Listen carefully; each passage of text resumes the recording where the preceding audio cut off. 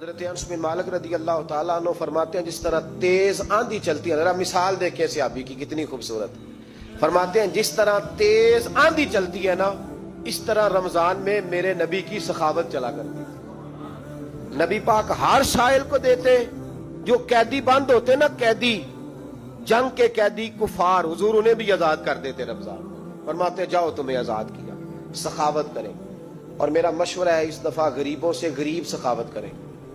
نسخہ دے رہا ہوں امیر ہونے کا، تو سخی ہو جا، رب کریم تجھے امیر کر دے گا، سخی بن جا۔ مالا والے سخی نہیں ہوندے تے سخیاں کول مال نہیں ہوندا، ایتھے اوتھے دوواں جہان نہیں، سخی کنگال نہیں ہوندا، سخی بن جاؤ۔ میرے نبی پاک علیہ السلام نے فرمایا بندہ کبھی بھی جیب کا سخی نہیں ہوتا، سخی وہی ہوتا ہے جو دل کا ہوتا ہے۔ غریبوں کو میرا مشورہ ہے کہ 10 روپے دو، لیکن رمضان میں روز دینا، ہر شام دینا، غریبوں کو ساتھ بٹھاؤ، روٹیاں کھلاؤ، افطاریاں کراؤ، غریبوں کے گھروں کے اندر سوٹ پہنچاؤ، مدارس کے طالب علموں کو کپڑے خرید کے دو، جو کچھ نہیں دے سکتا وہ ایک مسواک لا کے دے۔ ڈیوٹی کرو، اپنے دائیں بائیں غریبوں کا خیال رکھو۔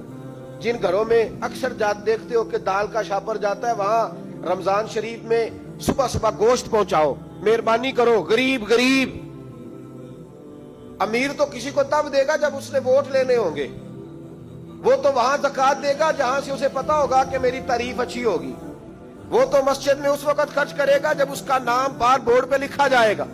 غریبوں، تم نے ظلم کیا ہے۔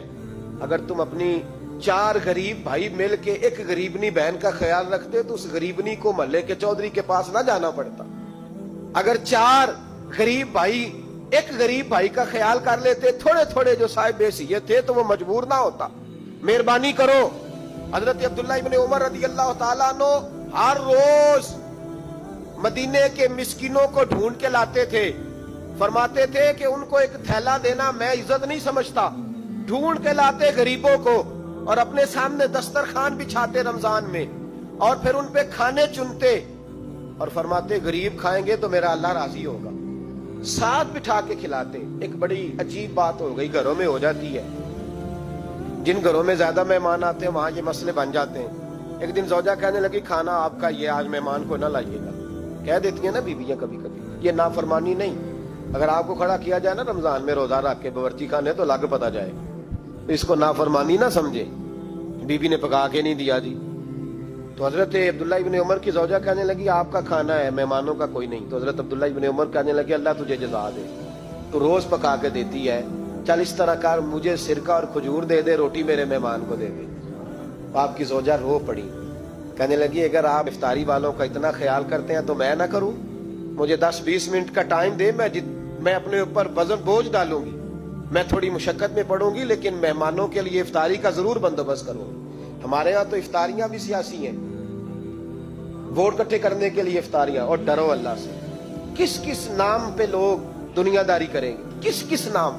غریبوں کو کھلاؤ کھانا جن کو سارا سال گوشت ملتا ہے ان کی۔ میں کل یونیورسٹی میں کہہ رہا تھا کہ بڑا ہاتھی ہوتا ہے پر بادشاہ شیر ہوتا ہے، اس لیے کہ شیر ہفتے میں 1 دن گوشت کھاتا ہے، اگر روز کھائے نا تو اس سے بھی نہ اٹھا جائے، جس طرح ہم سے نہیں اٹھا جاتا، اس سے اٹھا کوئی نہ جائے، وہ ہفتے میں 1 دن کھاتا۔ مگرمچھ سب سے دلیر جانور ہے دریائی جانوروں میں سے، لیکن 24 گھنٹے میں 700 گرام کھانا کھاتی ہے، اور شیر کا بھی پنجہ پکڑ لے تو شیر چھڑا نہیں سکتا، روٹی کھا کے تو حال ہی کوئی نہیں قوم کا۔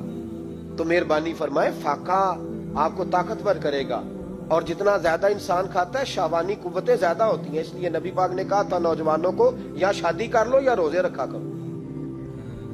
اگر زیادہ روٹیاں کھاؤ گے تو تمہارے اندر نفسانی اور شہوانی قوتیں زیادہ پروان چڑھیں، تو مہربانی فرمائے رمضان میں غریبوں کے فاقوں کا خیال کریں، انہیں پہنچا کے آئیں، گھر جا کے دے کے آئیں۔ میں اکثر یہ روتا ہوں کہ ہماری مسجدوں میں نا 27ویں کو قاری صاحب کو سوٹ ملتا ہے، اس کے پیچھے سازش یہ ہوتی ہے کہ 27ویں روزے نہ تو درزی پکڑے گا نہ سی کے دے گا، تو ہم یہ سازش کرتے ہیں کہ دین جنانا ہوئے مولوی بھی ساڑھے ورگا سوٹ پا لے عید تے، تو پھر ساڑھے جی چودھری جی تے مولوی جی فرق ہی رہ گیا۔